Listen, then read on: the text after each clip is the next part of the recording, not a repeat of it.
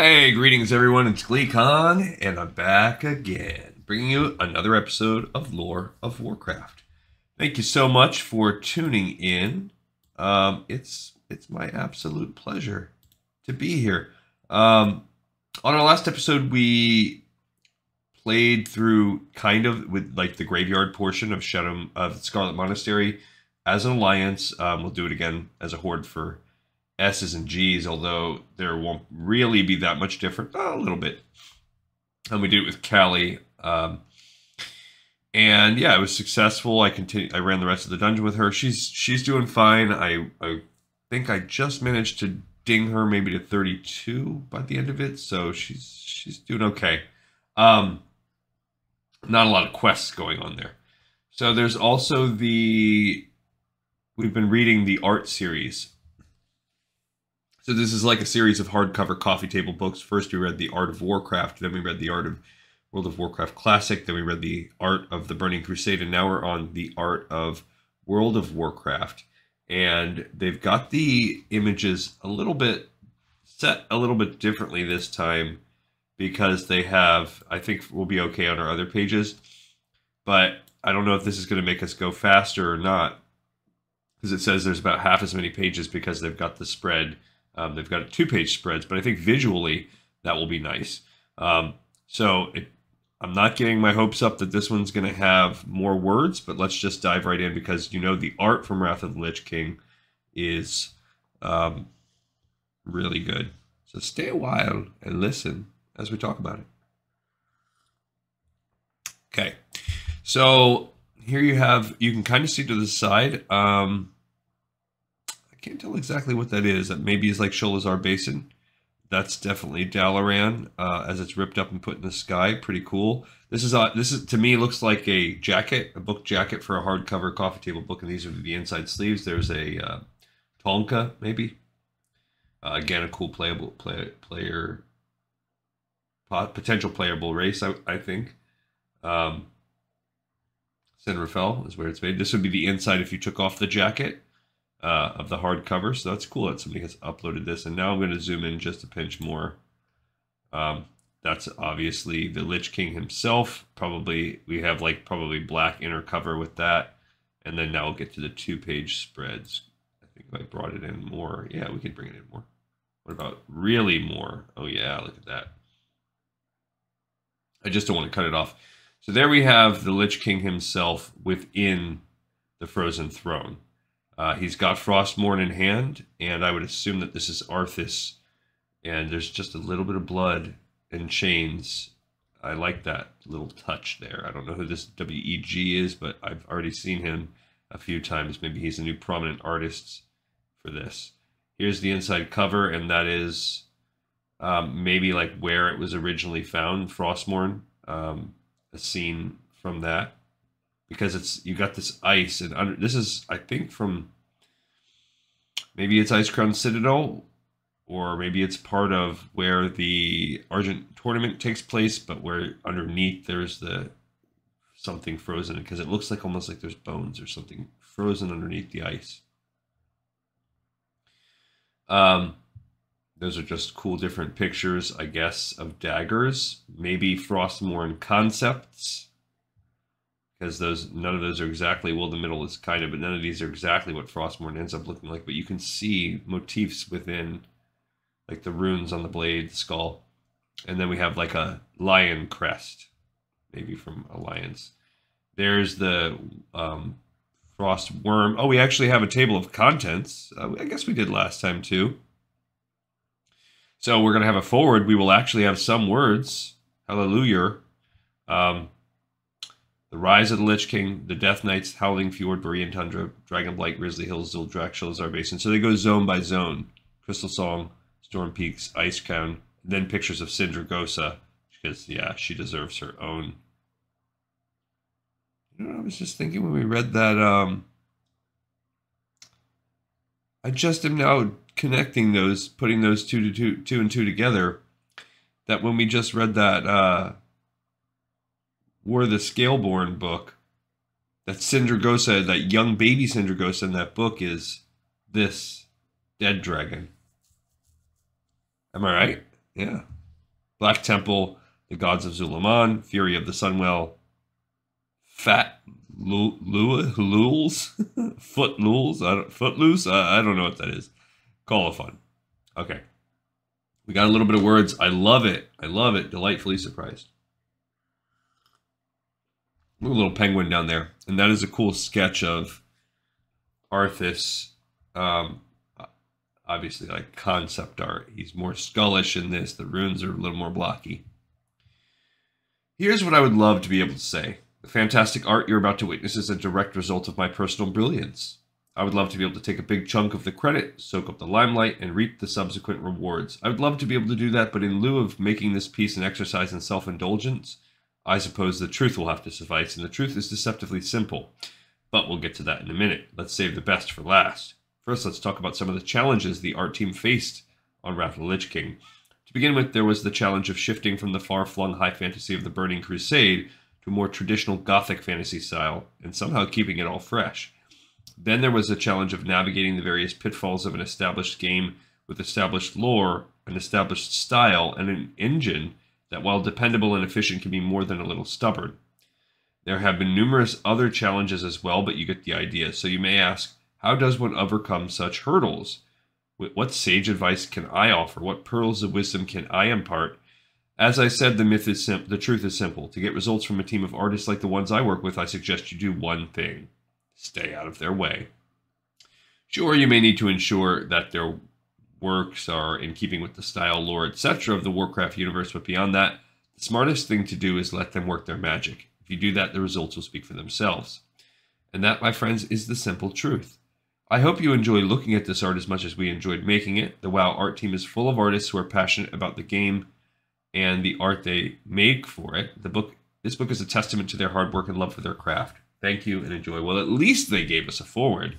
They couldn't even do that previously. That says 0607 is when this was drawn. This book came out in 08 as a frame of reference. So it's coming out like hot on the heels of the game itself coming out. We get more words. Rise of the Lich King. This is cinematic art, actually from Warcraft 3. Threatened with internal torment, the orc shaman Ner'zhul swore to serve the demonic Burning Legion, and so the demon Lord Kil'jaeden transformed Ner'zhul into the Lich King. Wary of betrayal, Kil'jaeden trapped Ner'zhul's spirit in a suit of armor, bound the captive spirit to the rune blade Frostmourne, and sealed both armor and blade with an especially crafted block of ice. Kil'jaeden cast this crystal into the world of Azeroth. The frozen cask, warped by its violent descent, had come to resemble a throne when it landed in the snowy wastes of Northrend. At Kil'jaeden's command, Ner'zhul created a plague of undeath designed to eradicate humanity. He also secretly pushed Frostmourne out of the frozen throne. He intended for the sword to lure a champion who would become a vessel for Ner'zhul's restless spirit. When the plague began affecting Lordaeron, the sorceress Jaina Proudmoore and the king's only son Prince Arthas Menethil investigated its origin. They found that the plague was spreading via infected grain. They also discovered that the plague's victims would arise as murderous undead agents of an army called the Scourge. Prince Arthas grew obsessed with destroying the Scourge. Alienating Jaina with his increasingly ruthless tactics, Arthas tracked the source of the plague to Northrend. There his quest led him to Frostmourne, and although an inscription warned that Frostmourne's power came at terrible cost, the prince took up the sword and forfeited his soul. Returning to Lordaeron, Arthas killed his father and nearly annihilated the entire High Elf race. After the Third War, however, the Lich King began to weaken, and the Frozen Throne came under attack. Hastily, Arthas returned to Northrend and vanquished the attackers. He then shattered the Frozen Throne and donned Ner'zhul's helm, sealing his union with the Lich King at last. Trying to cover that image to see how it looks like with his crazed grin versus his like confident smirk. And there, thanks, they did it for us. So we have Arthas pre-corruption versus Arthas post-corruption. He's even got a different kind of mail on. And here is, I would guess this is more Ner'zhul in the Frozen Throne, because he's deeply encased in the ice. Here you have some like single splash art of Arthas with Frostmourne, and then an iconic picture of Arthas sitting in the throne himself. Frostmourne and King, and he does have the skull motifs all over him, so I guess that did stick around. Here he's got the sword. It almost looks like, I can't tell what's in his offhand there. Oh, the helmet. And he's got a little ghoul in the background, so just tons of pictures of that, and Frostmourne increasingly rhymed in ice. And here they're really focusing on in-game textureless packs to build these skull, shoulder pads, pauldrons, maybe belt buckles or kneecaps. I don't know what that is, like a codpiece or something. So showing that on his arm, that's a cool picture too, of him pointing that sword in challenge. Yeah, it's almost like a snapshot from the, but it's like a painted, it's not directly from it, but it's like from the, there's Syndragos up there, from the CGI. Which that's our next book, actually. The art from Wrath is so awesome. We actually get 2 books of it. So I would expect to see very little CGI, because there's an entire book devoted to the CGI of the game. All right, on to Death Knights. Death Knights are highly powerful, malevolent, runeblade-wielding warriors of the Scourge. The first and greatest of them was Prince Arthas. In recent years, the power and fury of the Death Knights have only grown. Now these unrelenting crusaders of the damned eagerly await the Lich King's command to unleash their fury on Azeroth once again. And there you have a little gnomish Death Knight. Love it. And this is, it looks like Arthas, but he's definitely more Scourgish, fully zombified if it really is him, but it could just be like a human Arthas clone of a Death Knight. That's a cool, maybe that's a Forsaken Death Knight. But I like the flail helmet. That's actually dope. And the winged shoulders. That's cool. He's a troll Death Knight. So we're getting another one of the races. I like it. Wielding the 2-handed sword, little skulls throughout. And it could be using axes, 2-handed or 1-handed also. That's pretty cool. I can't tell. That is, oh, there's the bone. So this must be another Forsaken Death Knight. And maybe that's what this is supposed to be also, a Forsaken Death Knight, just lurching forward with concept sketch art. But basically what we already saw painted up there. Again, different types of axes, single with the wing motif, the double-headed with like a mouth, almost like a demon. And this actually has that kind of skull look too. So you could almost look, I don't know if one of those would be Frost, Unholy, or Blood, but you could, I guess, make some connections in that way if you wanted. That's another cool, again, can't really tell. That could be human. Love that gnomish Death Knight right there. That just, like, they obviously had so much fun with that idea. Like, it's like a little Chucky doll, like, and he's got this little mouth within the skull, little mini sword. And I like how the knee pads and shoulder pads are so close together because they're so small. You almost make that look like a mouth. That's pretty cool with the little zombies in the background. Again, yeah, this has got to be like a human one. Pretty cool. Although, I guess it's so cloaked, it could be a Draenei. So this guy's so jacked. I like the burning pommel with a snake tongue. That's kind of weird. Forked energy tongue. So the blade is split, and that's kind of, so this is, how are we going to show this dark energy on the rune blades? That's what they're with here. The sword is barely held together by the energy, or it just kind of radiates around a massive blade that has runes, which is actually where I kind of think they go. Yeah, that's a human one. Can't argue about that. So they like that idea. Female blood elf Death Knight. That's cool. Thanks for spelling that out for me. I mean, you knew it was some kind of elf with a curved, wickedly curved blade. And there's some shields. Just different cool shields. I don't remember which, maybe,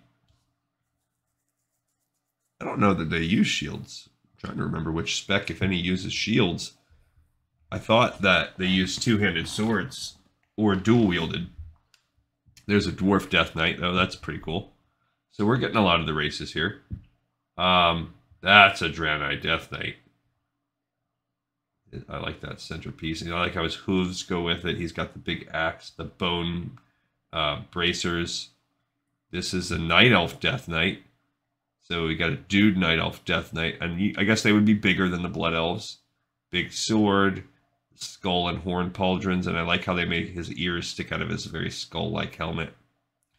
And the trailing, like, little thing that would cover his junk in the front is almost like a tongue coming out of the mouth of that one. I think it's cool. I gotta give props to the art team here. They are good. There's an orc death knight. That's cool.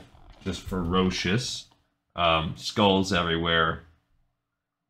I like the skulls even on each knuckle. When you got someone that size, you can do that. But then he's got like the goth kind of like Gene Simmons eye makeup going on. A Tauren death knight with massive, like, triple-sized shoulder pads, a big old axe. His cloak is lined with skulls, and his little beard is. That's neat. I think we got all the races. Who do we miss? Because I guess you would have a total of 10. So we got Orc Tauren, Blood Elf. There's Blood Elf. We definitely got Scourge at the top. What are we missing? Oh, and Troll. We got Troll, and then we got Human for sure. We got Night Elf, Gnome, Dwarf, and Draenei. Yeah, so we got them all. Nice. All right, now we're starting on a zone-by-zone coverage of it. Beginning with the Howling Fjord. Long ago, barbaric half-giant warriors called Vrykul founded a vast civilization among the towering cliffs of the Howling Fjord. The Vrykul prospered for many years, then vanished suddenly. Now, awakened by some unknown force, the savage warriors have re-emerged to wage a brutal campaign of destruction from their Stygian fortress of Uthgard Keep. Here you have, I don't know, some freakish banshee jumping down, but this is kind of the little capital that you have in Howling Fjord. Whatever it is, Valiant's Keep or whatever. And that's cool art. Actually, I could see myself like ripping this art, using it for something. I guess this is just kind of showing the motifs of the lands. These are like the little Vrykul kind of structures and how they have a slight engineering quality to them with the ropes and the pulleys. And then just the land has dragons in the background. It's got chunks of ice, tall mountains, waterfalls, bridges, and boats and rivers. This is a Vrykul Berserker. They do not stay looking like this because this has them looking like fat, almost more like the way that they have the Jardine now. Braided beard trophies of his slain enemies. The beard is so long, it ties behind his neck. Look at that wrapped up. Imagine having your beard go through your armpits. It's like a pig-like dragon, a fire drake waist torque filled with burning coals. The lower jaw is hinged, and every time the Berserker takes a step, it bangs against his knees, sending smoke and ashes billowing out. I mean, that's cool. Oh, but he's huge, too. Look at the size of the human on the ground in front of him. Yeah, this is definitely more the route they go with the Jardine. This is almost, yeah, these are like the splash kind of ideas. Waterfall, idyllic land. Imagine just being like a scenery painter and using your imagination to get hired by Blizzard. Yeah, some of the trees jutting out. And this is kind of like in that one delve area. Kind of makes me think of that, but I don't think that's Howling Fjord, actually. I think it's Dragonblight. Yeah, some of the kind of torches, but it's like they're under trees, so they don't stick with that idea. And this is just maybe towards the top of the land where it starts getting into like taiga type. Little crypt there. It's nice, though. Mammoth tusks coming out of the helmet. Now they do go with that. Torque jewelry around the neck and arms. Black dragon tattoo across the chest. Wolf skull sporran. I don't know what a sporran is. Maybe that's in his like groin. And they're showing, for context, the size of a human. Beard plated and waxed into stiff spines. Okay. Some kind of coloring. white, blonde, white hair, pointed teeth, thick tribal tattoos, some kind of or I don't know, dragon icon on back, something. Snow leopard furs, like around his boots right there. Bodies hung on trophy poles and serve as meals on long marches across the frozen tundra. That's actually cool if they were that big. A narwhal horn on the back of his axe. Dragon skin for the kilt. So these are all very cool, but they're also showing them bigger than they wind up being. I don't even know what this thing is. Oh, that's just like the keep. A concept for the keep. There's a village below and a village up above. That's super cool. And then there's there's another sketch of one again. They look a little bit rougher there. They have a more, maybe they hadn't decided that they were going to be human ancestors yet. I'm not sure. Reichel Dragon Witch. That's cool. I guess before they really make them go sort of more in that Valkyrie vein, the women, there's a female this is actually closer. This is her painted. I mean, she looks dope with her little horns. There's that guy up there. Well, no, it's not, but he's sort of painted frost looking. There's another female Reichel. Here's inside their longhorns. Definitely heavy on the Vikings themes. This is just hands down the best art direction. And you know what they said? What did they do? They went gothic. They rooted it in real scenes. They've tried to, because Grizzly Hills had like the best music, they've tried to rip that and give that to some of the zones for Dragonflight, but let's do something like this again. Let's ground the game again. And maybe they're going to do that on the next trio of expansions. Here's like a spooky version, like a crypt. And within, they've got the fire. I think you see some stuff that are similar to this. Training grounds, kind of, or like dilapidated longhouses. And maybe as you get into... actually, this reminds me of some of the zones like in Legion, the Storm Peaks or whatever. Or not Storm Peaks, whatever it's called, the big mountain in northeast of Legion. You got more longhouses here. So they're spinning a lot of pages. That's a dwarf, like a little Wildhammer dwarfish kind of guy. Here you get some of their long ships. It's almost like, look at that, like octopus tentacle, almost like a tail in the back. And then versus one of their rotted ships versus a Stormwind ship blasting through the water. Here, I guess you get some of their weapons. So a bow that has that ship motif. That's like a shield, I guess, orcish. You got a bunch of swords. That's a tight, that's a complex bow. You get some staves, some hammers, clubs, spiked. That's like a mallet, a couple cool swords. So I guess maybe these are weapons that come out of those dungeons. And now we're onto the Borean Tundra.